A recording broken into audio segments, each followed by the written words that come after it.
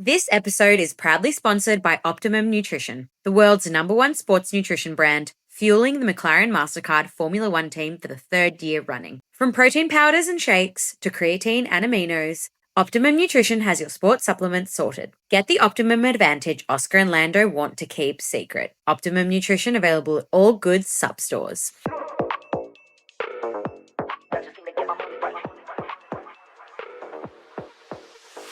I'm Elle. And I'm Pat, and we are Paddock 43. And this is your F1 fix. Hi guys, welcome back to another new episode of Paddock 43. We are fast approaching the Australian Grand Prix, so we have much to catch up on. But before we dive into the global phenomenon that is what we're about to discuss, and that is Drive to Survive, we have to start this with something like a little bit personal to Pat and I. In 2025, is it embarrassing, or is it?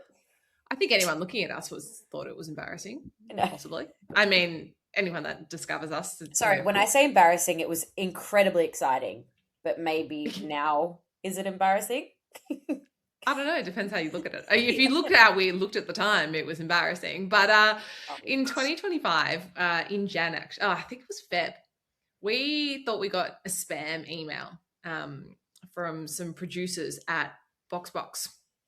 And Box to Box, sorry, I should say. And we were like, that's spam. Why would Drives to Survive want us on their phenomenal show that has just changed the sport forever? And they asked us to potentially be involved in the next season. And we said yes. Turned out it wasn't a scam. And LinkedIn search. Yes, we had everyone on LinkedIn being like, is this legit?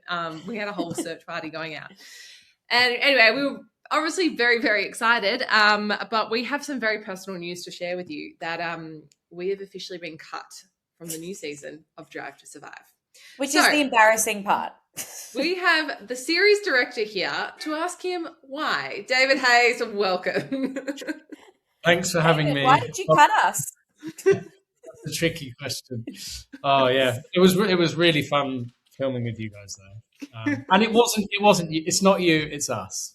That's what they all say. What did we? Yeah, we shot. We filmed outside that cafe, didn't we? And you guys were recording the podcast, talking about all the rumors for that year. Yes. And to set the scene, we were about to go to Glamour on the Grid, so we had our hair and full makeup glam, so we looked like idiots. You looked great, and you were great. And do you know what? We shot. I mean, this is our eternal problem making the show. We shoot so much for this show, and we have to get it down to these 35, 40-minute episodes. And yeah, we did lots of filming in Melbourne, and then the race was so dramatic, and we had so much story for that episode. And yeah, you guys were one of the casualties, I'm afraid. Look, we understand that the drivers and the on-track action of the first race of the season takes preference over Paddock 43 podcast. It's fine. We'll just remember it for the rest of our lives. But it was actually very cool. We did like a makeshift setup of the podcast and sort of pretended that we were recording and spoke about the race. And there's something, the preview of AusGP, and something that I will mention that I was actually slightly worried about was the fact that obviously it was the first season that we had the rookies.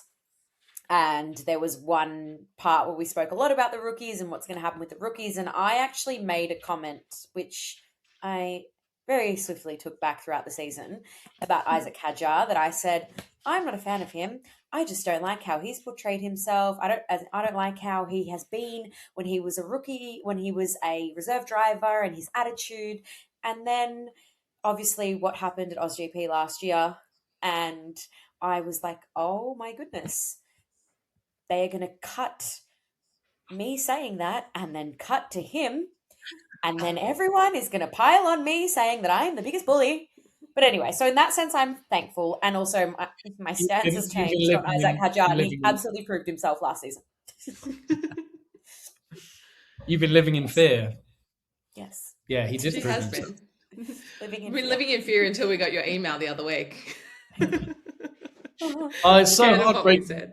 It's always hard, breaking the news, because we work with so many people, we film with so many people, and we need that like energy and it is really tricky when we have to make edits and then things don't make the cut. But yeah, I hope you guys can forgive us, and hopefully when you watch the episode you will enjoy it despite being. We'll understand it. It's okay. We've still got our memories and our friendships, so that's what matters. But I wanted to ask, off the back of that, how many hours of footage are you actually working with per season? I don't. We've never kind of actually, worked that out, but it's a lot of hours. Yeah. So we covered all the races last year. We have a team, we have teams working with the drivers away from the track as well. So yeah, we're filming pretty constantly throughout the year. And then, it comes down to it, and we have these episodes that, sometimes a bit longer, but, the shorter ones are kind of 35 minutes. And we have to get all of that material right down. And yeah, I mean, the ratio is big. But that's because our show kind of lives and dies by authenticity, right? We want those moments that you don't, have control over. And so you have to have the camera rolling because you don't want to miss something. So yeah, Grand Prix weekend, we'll be rolling, 4 days straight. We might use that tiny moment where a character has revealed something or we've seen something, but it's worth it, and that's the nature of this show. Is you have to kind of, have to really kind of be in it all the time in order to get those little moments that are the kind of seed of a story or reveal something about the character that you don't yet know. So yeah, in answer to your question, I don't know exactly, but it's a hell of a lot of hours of footage that comes down to make the episodes.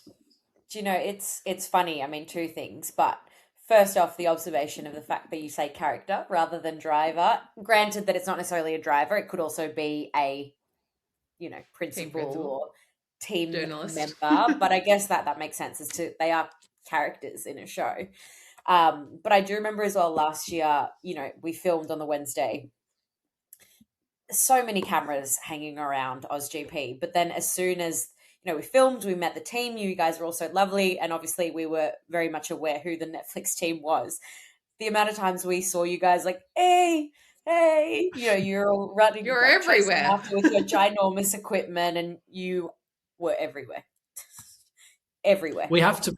Yeah, we have to be. And obviously we're so lucky that the sport and the teams and the drivers have embraced what we do and give us that access. So yeah, we'll always take advantage of whatever access they're giving. So yeah, we've got to be everywhere to, you never know. And that race was a really good example of, you never know where the story's going to come from, right? So you sometimes have to just commit, right? We're gonna follow this driver or team principal and see what happens to them, and then occasionally something completely unexpected might happen, and we have to pivot and we have to make those decisions about, what's the most interesting story happening right now. So yeah, but that's good to know that you saw us everywhere, because that says we're doing our job. Yeah, you can let your bosses know on Netflix that you're on the ball, because we were like, these guys do not stop. Like, literally. People say we don't stop. We're like, no, they don't stop. Yeah. So I want to go back to the beginning of Drive to Survive, and really how its origin story began. Who pitched it? Was it hard to sell? Was there resistance from the teams? Like, how was it? So the first thing to say is that I've only been involved since season 6. So I've just done my 3rd year on the show. So I wasn't part of the original team.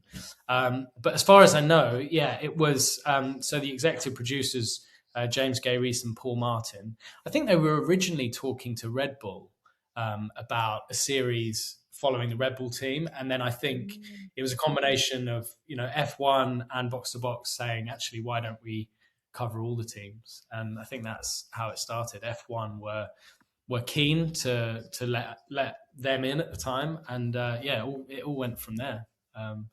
The growth has been huge. Oh gosh, yeah. I remember the first couple of seasons, not all the teams were featuring. There were definitely teams. Didn't have Mercedes. Yeah. I mean, as I say, I wasn't involved, but I've heard that there were teams that weren't sure about it, and I think after season one they were like, yeah, we want to we want to be involved because they saw what we were doing. Because how it was originally Capitalize on filmed that. in those first couple of seasons was went consecutively with the races. So it always started with AusGP and then it followed the races. It's no longer like that now. You follow the narrative more. So why was that such a change? Because sometimes I watch the season and I'm like, oh wait, we're back at the AusGP now. Yeah, so I think what we're looking for is stories that the kind of sports broadcasters, if you like, aren't telling. So there's plenty of broadcasters here in the UK, over in Oz, and they are telling the racing stories every week, and that goes from race to race to race. And obviously those are brilliant stories, and those are kind of very sporting focused. Drive to Survive has an element of that, of course. But I guess what we're looking for and more interested in is the character. Like you mentioned that word character. Like, who are the characters, and what can we, with the access we're given, what character story can we tell that maybe the cameras who are there just for the sport element of it can't tell? So I think for that reason, some of our episodes, will go back in time a little bit, because if we join a character, in Miami, for example, that might be like quite an important moment in their story, but something might have happened to them at the first race that's relevant to their story for the year. So we sometimes jump about, and it's always led by that character and what's happened to them and how it affects their kind of present state of mind or decision making. So yeah, it's interesting to notice how it's changed over the years. Oh, definitely. I always think back to the very first year that Drive to Survive was filmed, and I myself was working at the Australian Grand Prix Corporation at the time, and I remember standing above the podium where I was not really supposed to be, and now no one's allowed above there. And I just had my phone out, and I was like holding my camera like this, and I've got like someone took a photo of me from like underneath the podium, because I had all the Netflix team there, like, and they're filming above, and there's just this girl with a phone, like over it. But I didn't understand what was being filmed. I was working at the corporation, but we just knew there was something going on, and there was like a show potentially being filmed, and that was about it. So I mean, you were there before me then. You saw the origins. You are the origin now. I joined on season 6, and I was very familiar with the show, and I loved the show, but I wasn't overly familiar with the world of F1. So yeah, I came into the show with a knowledge of what it was, but like less of a knowledge about how much it had impacted the sport. And obviously since then, I've come to realize how massive it's been. But yeah, so you were there at the start. Apparently, I'll show you the photo afterwards, and then you can see if you can pick anyone out that's still there. So, David, I was going to say, I know that you haven't been there since the beginning, but amongst your colleagues, anyone that has been there from the beginning, from their eyes, what did it feel like seeing the change in F1 and how the TV show has changed the sport? I mean, you would have even just seen it since season 6 as well. Yeah. Do you mean the change in the kind of global attention and how the Paddock's changed? Yeah, I mean, yeah, I think I've only been there 3 years, but even in that time, I've seen a shift, and I think that comes from a combination of things. Perhaps I think in terms of how I consume like daily F1 news, gossip, all of that stuff, social media has obviously played a massive role in that, hasn't it? In terms of, a fan base that have come to the sport, maybe through Drive to Survive or maybe through something else, now has this like daily social media world to engage with, all the drivers, all the TPs, all the teams. And I think I've noticed, particularly over the last 3 years, how the teams have really lent into that, and their social media teams are now much bigger. I think, it's a huge part of it now. And obviously we follow the drivers, all the time, and they're constantly doing little kind of pieces to camera for their comms teams. And I think that like the way in which the teams are connecting the drivers to the fans is great, and I think that's changed quite a lot since I've been involved, and definitely since we started making the show all those years ago. Does that make things easier for you now that the teams have huge social media and content teams, that they're constantly filming and talking to admin, as a social media manager is called in a sporting code, and then you can just jump in and film it because you're like, great, thanks guys, we got the content.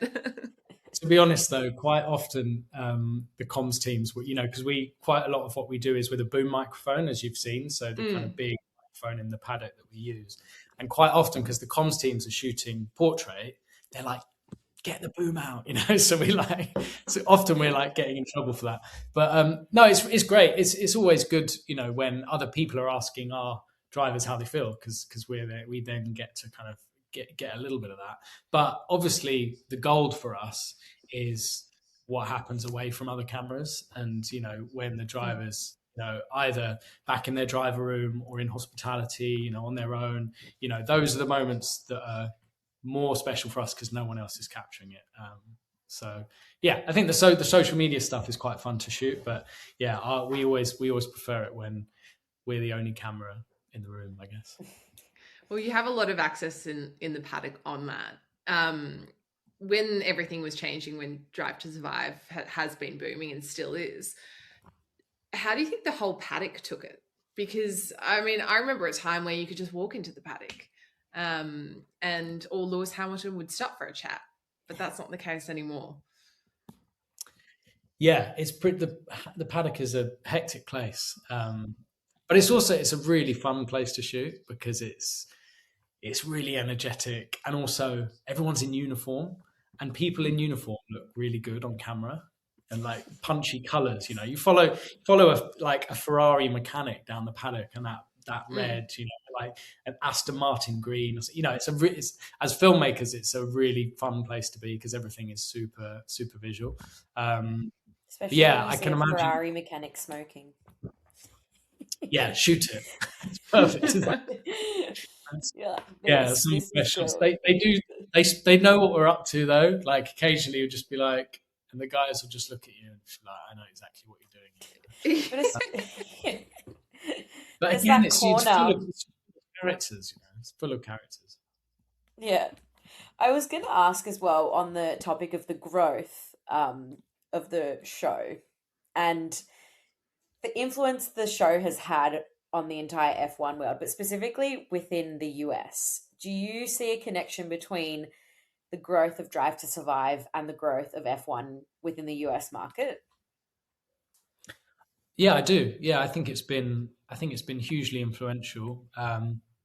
And yeah, I think as a show, we're really proud of that we've been able to take these great stories to an audience that might not have had them before.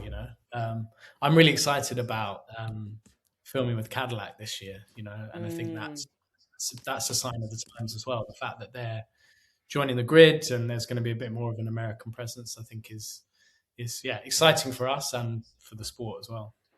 I watched an interview just the other day with Valtteri and Kim, who is the Australian photographer in the paddock, who I'm sure you're very familiar with.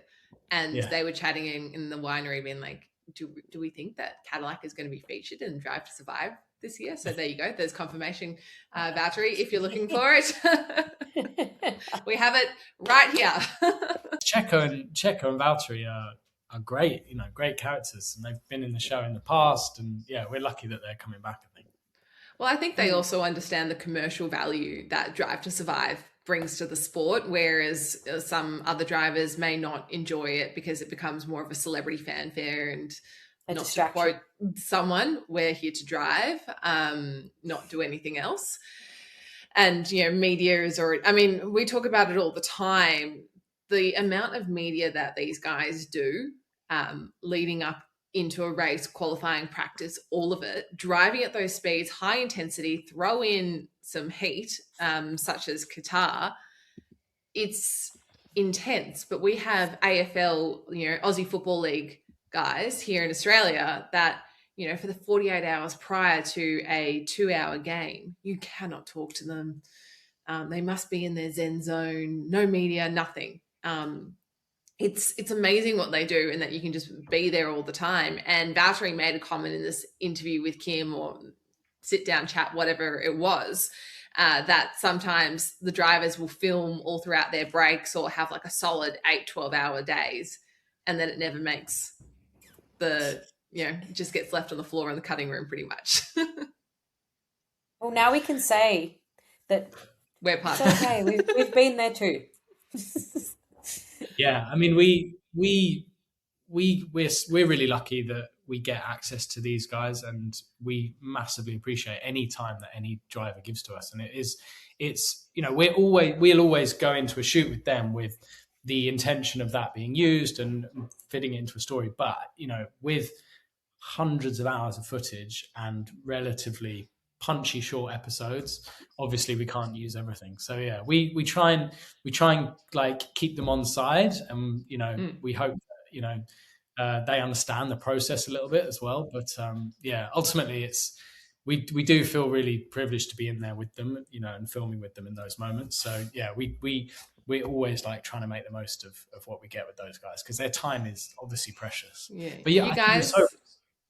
Oh, sorry. I was just going to say, you guys are building the ultimate archive.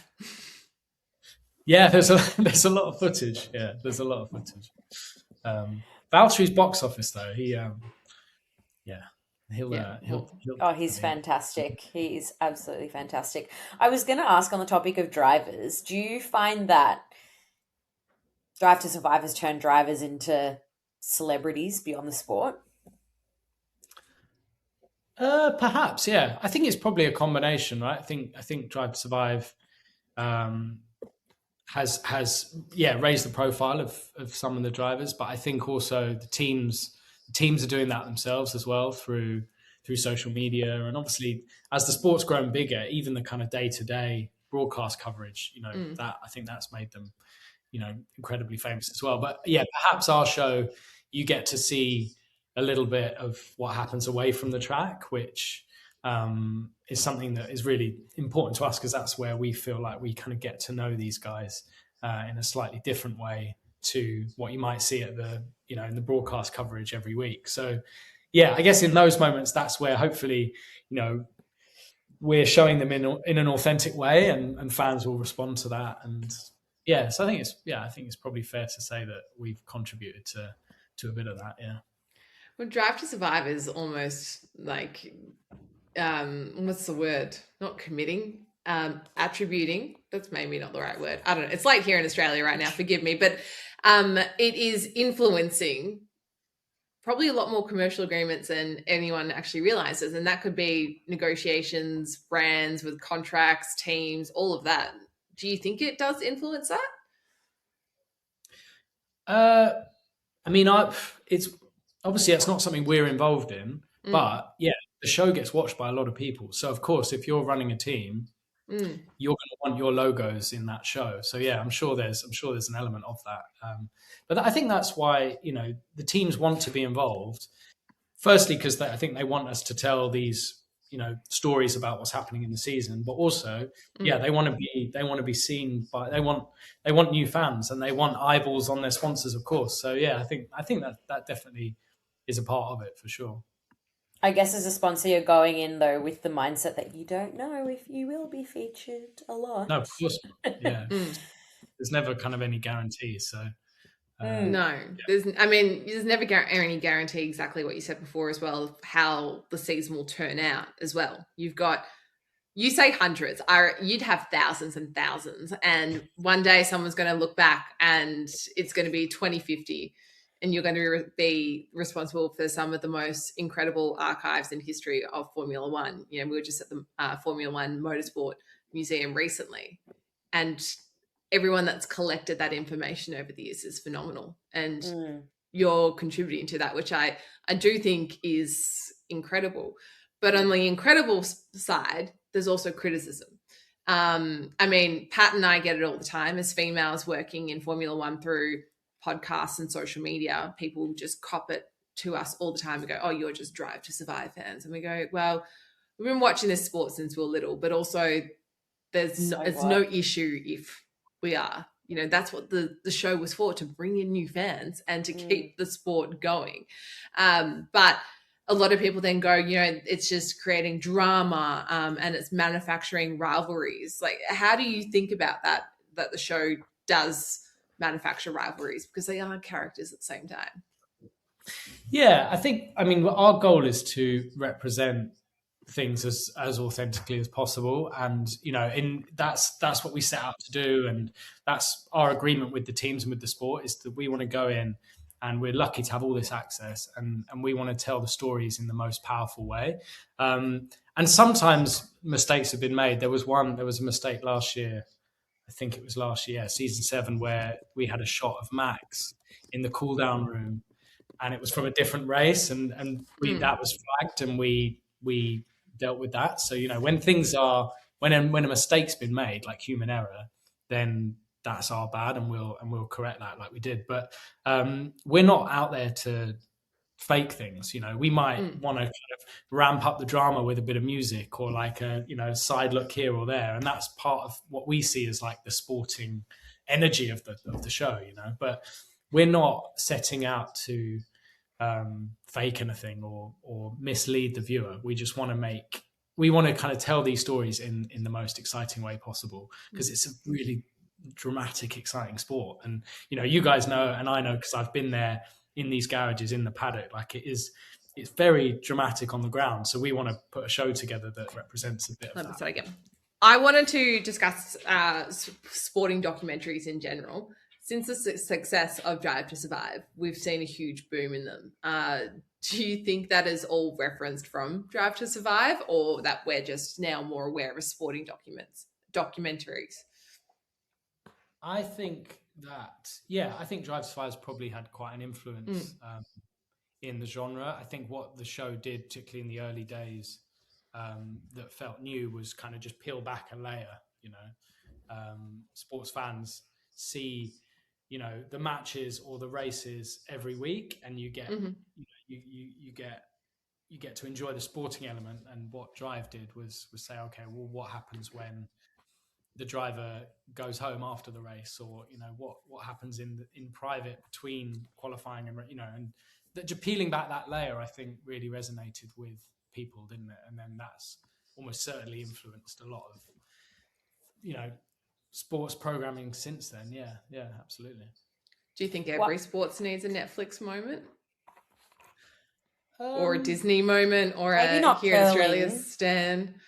Curling to survive. Although that Canadian team controversy would make for great TV. Yeah, have you seen the guide? Did you hear about the drama with the Canadian? The ice skating. Yeah, was that what you were talking about? The ice skating. The curling. Oh no, no. The ice skating, where like everyone's saying the US was robbed and the French won it, and there was all this. Yeah. I mean, that would be great if I had a camera in that dressing room after that. Yeah, happy day. I think they needed it at the Winter Olympics, because there was a lot that was going down. I mean, I don't know if you were following this, but there was even something called Penis Gate going on, because they were saying some of the guys in, their tight ski suits were injecting hyaluronic in a different area to make them more buoyant in the air. So, but I thought it was something to do with their something to do with the uniform when they got fitted. Yeah, because if you have more fabric on the uniform, it means that you go higher, and so they would inject themselves when they would have their fitting, and then wild for sports documentaries. But I guess F1 really just did kick it off. And this format worked so well. Do you think it could work for the Drive to Survive format and recipe could work so well for any other sport, like say football?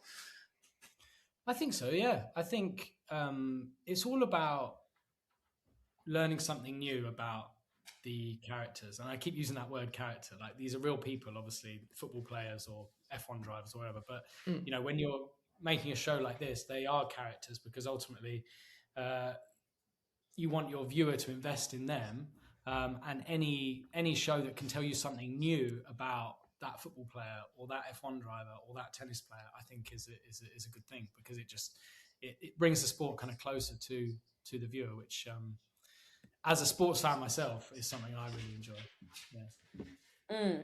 I think it's interesting as well that a couple of 2 years ago, Elle and I actually had a chat with Esteban Ocon, and we got into the topic of Drive to Survive, and sort of similar to what Elle mentioned before, where we've had people troll us and say you're only Drive to Survive fans, and we were having this conversation with Esteban. We're like, also, what's the problem with being a Drive to Survive fan? Like, what's the issue? And Esteban was like, in the end, this has been great for us. I mean, exactly, there are some drivers that maybe had a bit more of a pushback, but it's like, this has been great. It's just another level of marketing, another way to get our names out there that maybe they wouldn't have previously. And even actually on the topic of it, I actually thought it was really great when, I can't remember what season it was. It would have been one of his first seasons where we got that backstory about him and everything that his family had done, and, really humanizing someone rather than just looking at someone as a driver that maybe is showing a bad side of their personality because they, they were out in Q1 or something like that.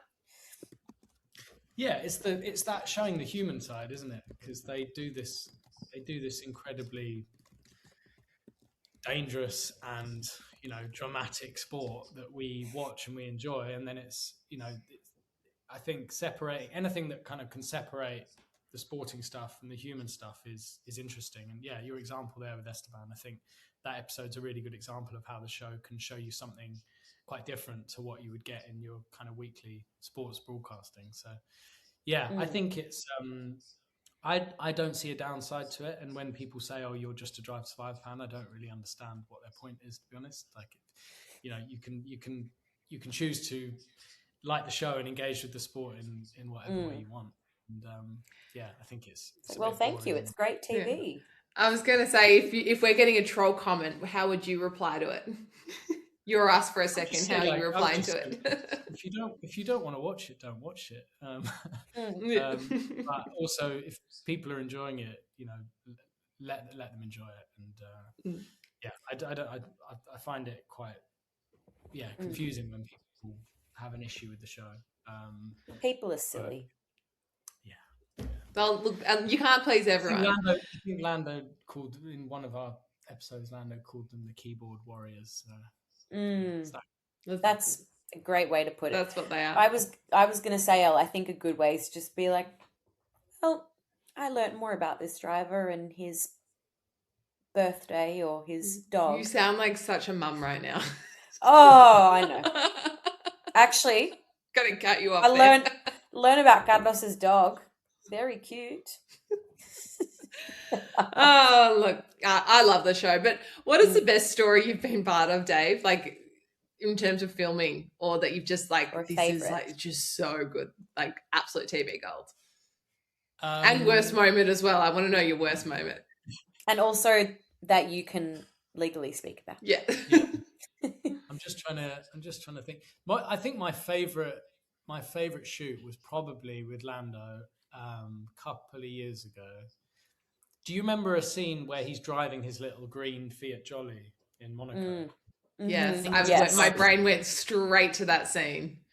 Start of season 6, I think, and that was really fun to do. And we were in Monaco. We'd arranged to meet him at his apartment, and I remember texting him and I said, are you ready for us to come up? And he said, "Oh, I'm just in the shower." And I said, "Oh, can we start rigging the car and putting a camera in the car?" And he said, "Oh, which one do you want to take?" And I said, "Oh, your Fiat Jolly." And he was like, "What the fuck? We can't fit in the Fiat Jolly, like it's tiny." And I was like, "No, it would be cool. Like, trust me." And so luckily he did. So we all got into this tiny little thing, and I was in the back filming, and I had a director of photography in the front also filming. We went for a drive, and it broke down. And Lando blamed me, and I had to make it. Was your call? It was my call. I had to make. I think I bought him a Coca-Cola at the petrol station where we pulled over. I was like, "Sorry, man." Anyway, he was cool. He was really cool about it. We ended up leaving it there and giving him a lift home. But we got the shots already, so that was a really fun one. And he actually that was a great day because we planned to film with him, but we didn't really have we didn't know what we were going to get. And he said, "Oh, I've invited some people to play paddle." I was like, "Cool. Who have you invited?" He was like, "Oh yeah, just like Max, George, and Alex." And I was like, Gold. like completely like not sure. So we just went to this paddle court, and Max turns up, and Alex is there, and George is there, which obviously for us is gold, right? But it wasn't. It wasn't planned. So that was a really nice moment where it kind of all came together, and we ended up getting some really nice stuff. I'm trying to think of a bad moment. What do you mean, like where it's been awkward or? Well, it could have been awkward. It could have been just like, this is Unenjoyable. really hard to film. Yeah, that could have been weather elements. I don't know. Just anything that you were just like, this is just hard. Yeah, I mean, it's not great. It's not Monaco with the Fiat Jolly. No, yeah, that's dreamy. Look, there have been a lot of like weekends where it is a bit of a slog. I mean, I remember, at one particular storm, I think it was Spa, which is obviously a bit of a cliche because it rains a lot. Standard. Yeah, you're there with the camera and there's not much going on and it's pissing it down and you're thinking, what on earth? But this is the good thing about making this show, is that it's in those moments where you think, fuck this, that suddenly something over there happens. And that's what we love, because, we'll just be kind of shooting for hours and hours and hours and feeling like it's a waste of time. And then suddenly something happens here or something happens there and you've got a story. So honestly, I've loved every minute. Never a bad moment. David, I was going to ask just quickly on that story with Lando. In terms of the behind the scenes and how that exactly works, do you, and obviously if you can answer this, in terms of, do you, for example, have, set days that you're going to be filming with a specific driver, and then do you guys come up with that concept? Did you specifically and the team think, let's think of a concept where we're filming Lando in one of his cars? Does he then send a list of the cars he has and you're deciding, or how exactly does that work? It's a bit more fluid than that. So yeah, we will talk to the team and also driver management about, we'd love to do something, when is Lando or any other driver available? And then we'll usually get some time in the diary. Obviously these guys are super busy, and so it's never like, loads of time, but they'll say, look, Lando's up for doing some filming in Monaco when he's got a bit of downtime. And then, we'll kind of, depending on what the story is that year, we will come up with, some suggestions, or we kind of let the driver tell us, what do they might be going to the gym, they might be going for lunch, they might be meeting a friend, so in a dream world, we don't set anything up. We'll just arrive, we'll just shoot like what's happening naturally. And then sometimes we put some stuff in place. So like, that day I wanted to get some shots of Lando driving. So obviously there's a little bit of stuff that has to go on behind the scenes there. We have to get permission to get a drone up in the air, and we have to know roughly what roads we're going to shoot on. So to that extent, there's a little bit of planning that takes place, but the best moments of this show and what we're like constantly looking for is when we let the drivers or the team bosses kind of dictate everything, and we can just observe, because that's just where we be there. Yeah, that's where we get the most authentic. Do you ever feel that it's sometimes a lot of that is organic content that you're filming, that there are hard moments and you're just like, I feel uncomfortable filming this organic moment? It could be like a storyline of someone being upset and showing emotion, and you kind of also just want to be like, I want you to have your moment privately, but also I know that this is important to our storyline. Yeah, we have to be really respectful, and we have to know where the boundaries are, and we have to listen to the drivers or the teams. If they tell us to stop, we do. That's there's a mutual respect there.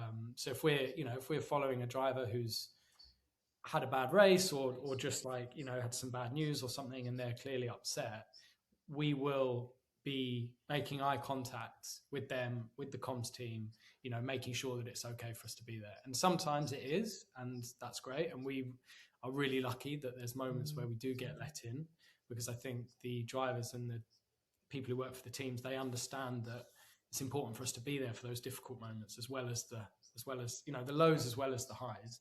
But of course, there are moments where we get asked to leave, and that's part of the job, and we're respectful, because we're making a show and we want to do it as authentically as possible, but we also have to respect the fact that this is, these are professional athletes who sometimes need us to leave the room, and that's fine.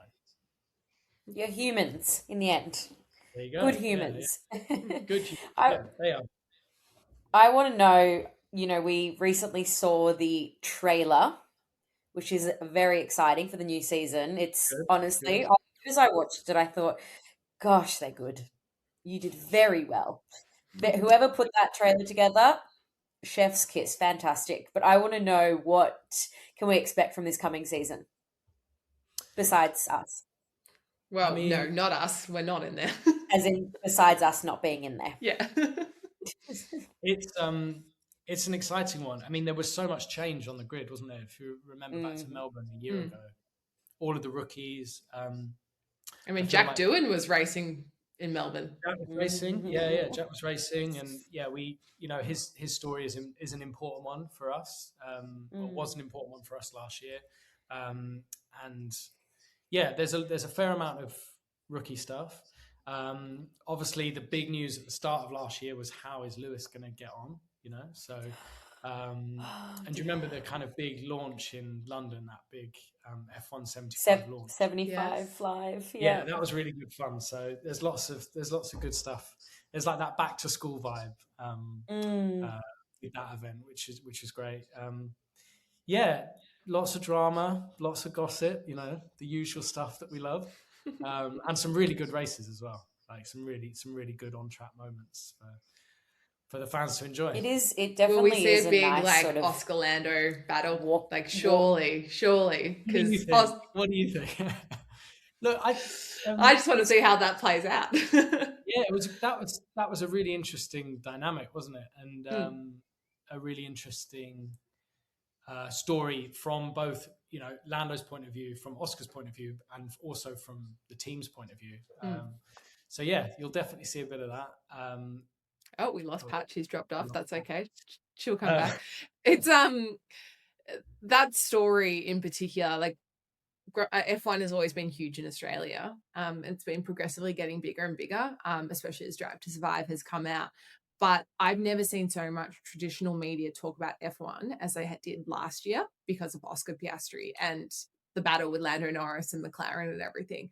It nearly daily, it was mentioned either on the radio, newspapers, TV. I was kind of like, what is going on? It's mid-season. You guys never talk about F1 all of a sudden. So I think there's going to be even more eyeballs on this season, because you've definitely captured, well, they did, not you, sorry, you're not driving, but they captured the whole of Australia. Yeah, I mean, it's a really good story, isn't it? It's two young drivers at the top, at kind of the top of their game, and of course they want to beat each other.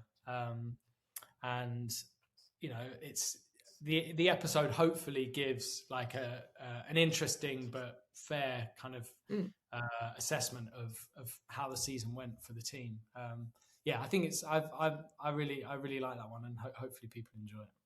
Oh, I can't wait. Well, to wrap us up, because you do have to get on with your day, and I also have to get to bed, being 10:30 at night. Last question: if Drive to Survive didn't exist, what would F1 look like today, in your opinion? Interesting question. I think there'd probably be fewer dogs in the paddock. Yeah, I could say that. Emotional support animals.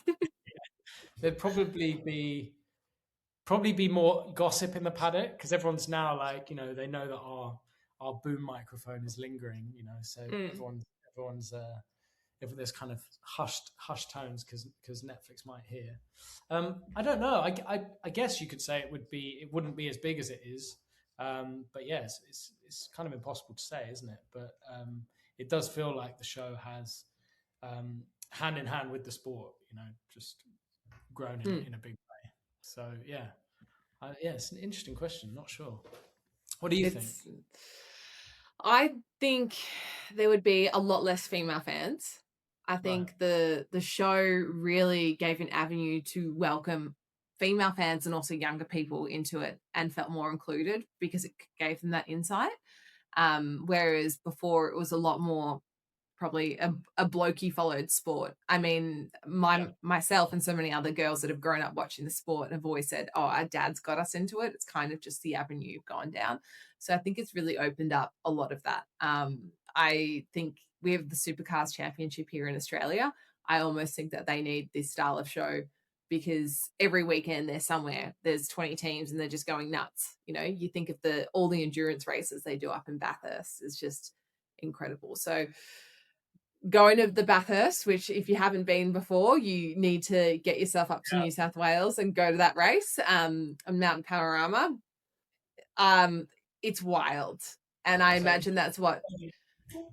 So I just plugged it in my... That's right. I imagine that's what it would sort of still be like. I mean, now the security at the F1 is so strict. I used to just walk into the paddock and, you know, like I'd just be palmed off and then be like walking around with Michael Massey and he'd have to deal with me. So times have changed. That's not the case anymore. You can't just let your kid walk in and deal with it now. You very strict passes and security and you have to be FIA approved. Yeah. I mean, it's I guess that is partly what the show has done. But the sport, I mean, I'm sure the sport would have continued to grow anyway without it. But I think, it's particularly in the States as well, it's given it this big kick, hasn't it? It's given its presence. Well, thank you so much, David, for joining us. I know Pat would love to still be here, but we have no idea where she has gone. It's disappeared. I'm very conscious of your time, but thank you so much. Thank you for also just inviting us onto the show to begin with, and that we could meet you guys and get this incredible insight. But no, thank you for cutting us out of Drive to Survive, because would have liked that claim to fame. I was ready to start an IMBD. I wanted to put Eleanor Bailey who Drive to Survive next to it. Well, look, I really hope you enjoy season 8, even though you're not starring. I'm sure I can deal with it. It'll be okay. It'll be okay. Well, we look forward to seeing you. See you in Melbourne. Yes, we'll see you in Melbourne. If you would like to tee up an interview with us, we are available. We will try extra hard to not be cut. Yeah, sounds good. All right, amazing. Thank you, and have a very, very good day. Nice one. Thanks. Bye. Bye.